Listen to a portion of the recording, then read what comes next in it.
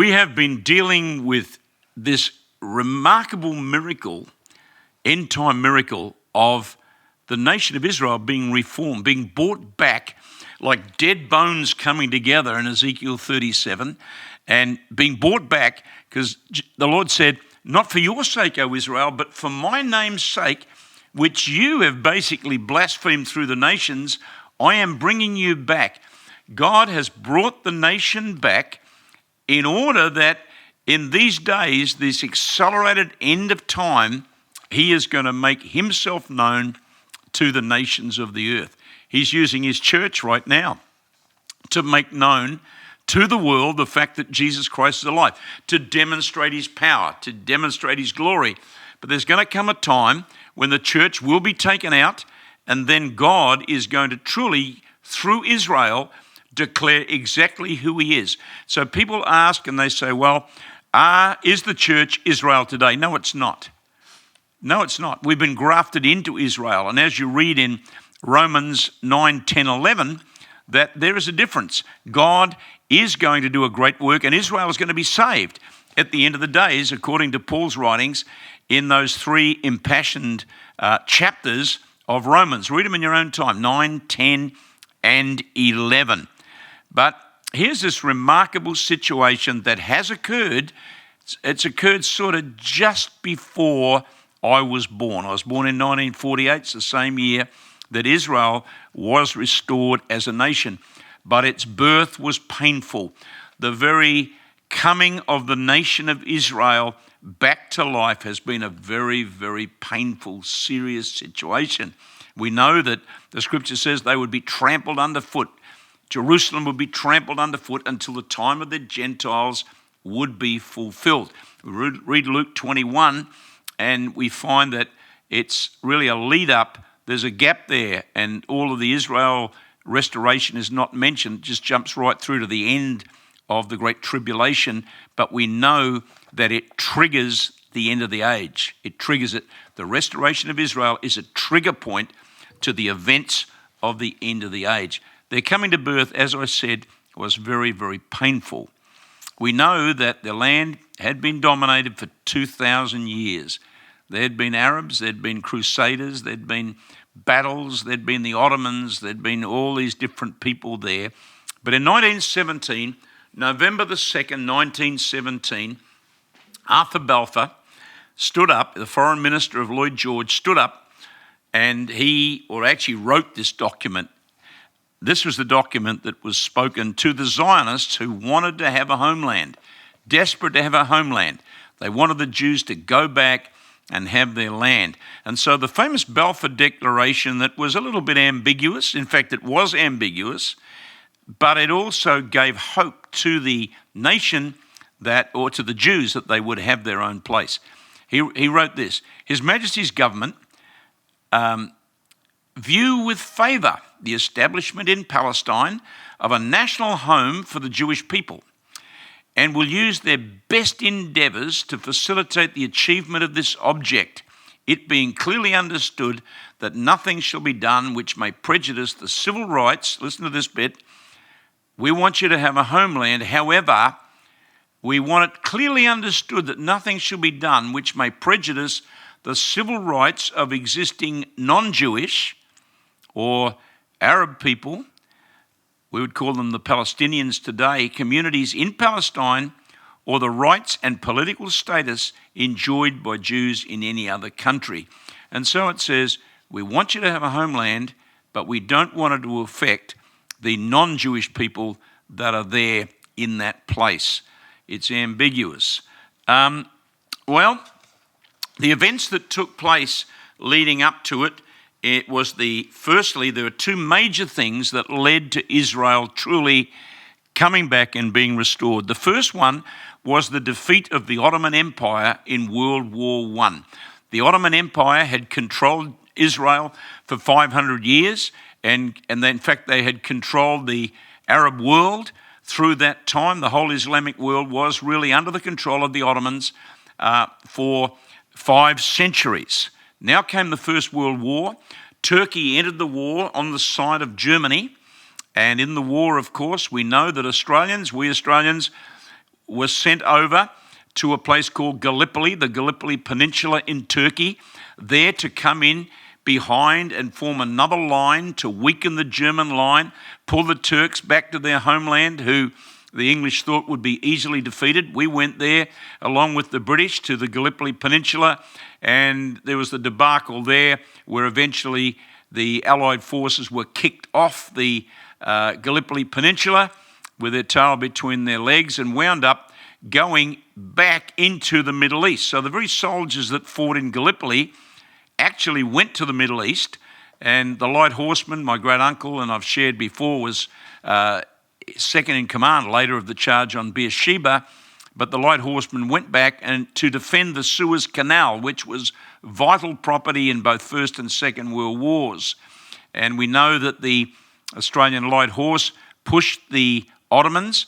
They actually were fighting against the same guys that they had fought in Gallipoli. Difference was now that the Australians were on horseback, the Anzac forces, and actually pushed them right back to the line, the strong defensive line stretching out from Gaza, from the sea, that really made the whole area of Palestine impregnable. And we know that it was the miracle of the charge on Beersheba, where 800 Australian horsemen rode into the face of artillery and men in trenches and everything else to take the ancient city of Beersheba, take the wells, and so on. We know that also the New Zealanders were great in that whole thing. They were heavily involved, and I always like to give them credit because they took out the machine guns up on a hill there with strong fighting that would have seen them probably decimated as they charged. But the wells were taken, the door opened for the taking of Jerusalem, and now in 1917, the nation of Israel, or Palestine as it was called then, Palestine was taken out of Ottoman hands and was now in Allied hands, particularly British hands. We know that General Allenby came in and marched into the city of Jerusalem like a Messiah. He came into the city, and an incredible thing. It happened 6 weeks after Beersheba. He came on foot along with a whole lot of troops, and they say that when the Australian soldiers came into the ancient city of Jerusalem, those light horsemen with their plumes on their hats rode in. Many of them just wept. Others had visions. People had visions as they rode in, because for the first time in 2,000 years, really the door was open now for Israel to have their homeland back. And so the Balfour Declaration was written in 1917 on November the 2nd. The great battle of Beersheba had happened in October, and so it's only a few weeks later, and now 6 weeks later, Jerusalem has been occupied by Allenby. And so now the door is opening up and things are happening, and now the Jews are coming back and they're wanting to get their homeland. Here's this Balfour Declaration, but there's a big problem has happened in World War I.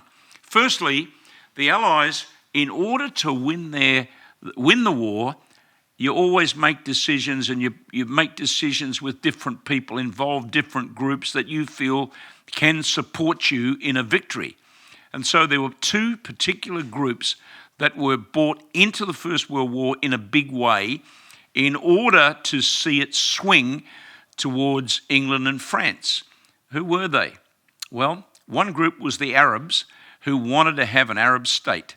They wanted to have an Arab state. They wanted to be out from under the Ottomans, and the British convinced them that if they fought alongside of the Allies of Britain and France and Russia, if they fought with them, then they would be given an opportunity to have an Arab homeland, and they would be given all sorts of things. And so they came in online with the English and with the British forces. They became the Northern Army. They were never called the British Army. They were called the Northern Army, and they were mighty along with the Australians, particularly there in Palestine, in taking it out of the hands of the Ottoman. They fought powerfully, so did the Australians and the British in that whole thing, and eventually it was taken. But there was an understanding that England had that if they were going to win the war, which was a stalemate, they needed the Americans. To get the Americans, they needed to get the wealth of the Jewish people, the Zionists and the Jewish sector in the United States, whose power base of finance was huge. But the thing that they were aware of was that the Jewish money and the Jewish support to somehow push the Americans into the war was a problem, in that so many of the Jews came from German families and probably would be leaning, in a sense, more towards Germany than towards England and France. And so there had to be a huge carrot put in their face. 2 carrots are put in the face, firstly of the Arabs and then of the Jews in the United States. One would be that there would be freedom for the Arabs to have their own situation, and then offer to the Jews, yes, you can have a homeland. It's always a dangerous thing when you set up a situation where in wartime you make decisions which at the end of the war somehow you have to try and resolve. The problem was that there were a lot of double dealings. There was a lot of false declarations being made. There was a whole lot of promises being made with the knowledge that they weren't really going to be fulfilled. In fact, the major forces, particularly Britain and France, had already come up with their plans as to how they would break up the Ottoman Empire to suit their advantages. That's always a major problem. And so comes the end of the war, and the Arabs come and they say, we fought bravely for you in a major way.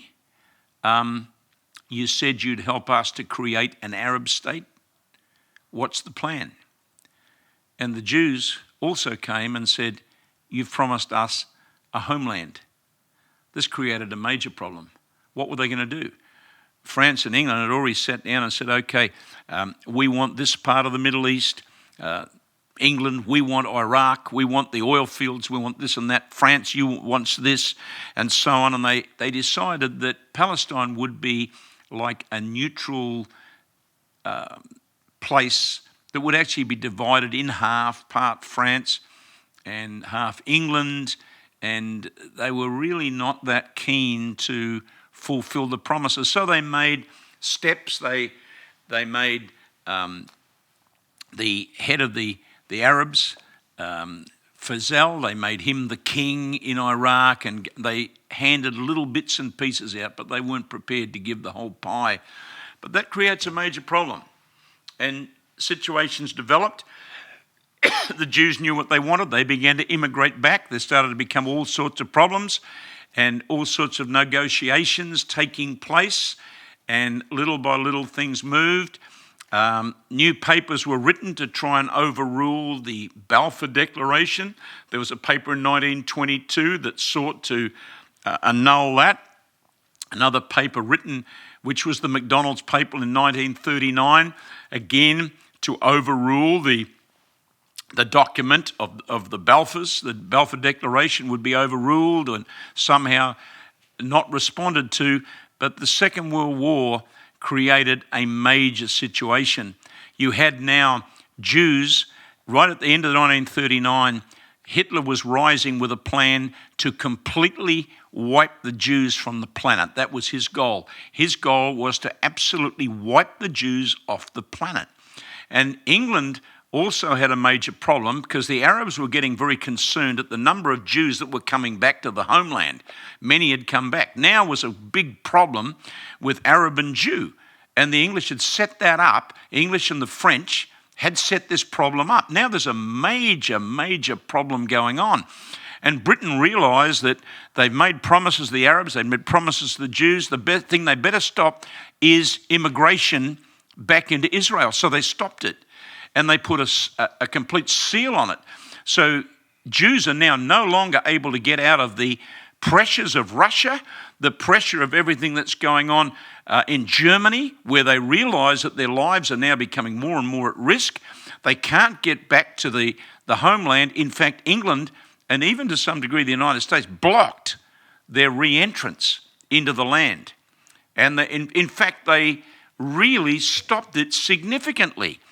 And so Jews were left in Europe to face a huge thing. Jews were being smuggled in with ships and every way they could get them in. And then came the terrible situation with a ship called the Exodus that was trying to come in. Jews back from the Holocaust, weak, some of them sick, some of them in a mess. I think there's about 1943 or whatever. They were coming in this ship. I can't remember the exact date, but as they were coming, the British turned them back, and they actually pushed the ship away with 2 destroyers up against the side of the ship to put it away. Finally, they boarded the ship with English Marines. They shot 3 people dead. They wounded quite a number. They landed in Haifa. Then they moved them on from there and put them into camps. They're being sent back,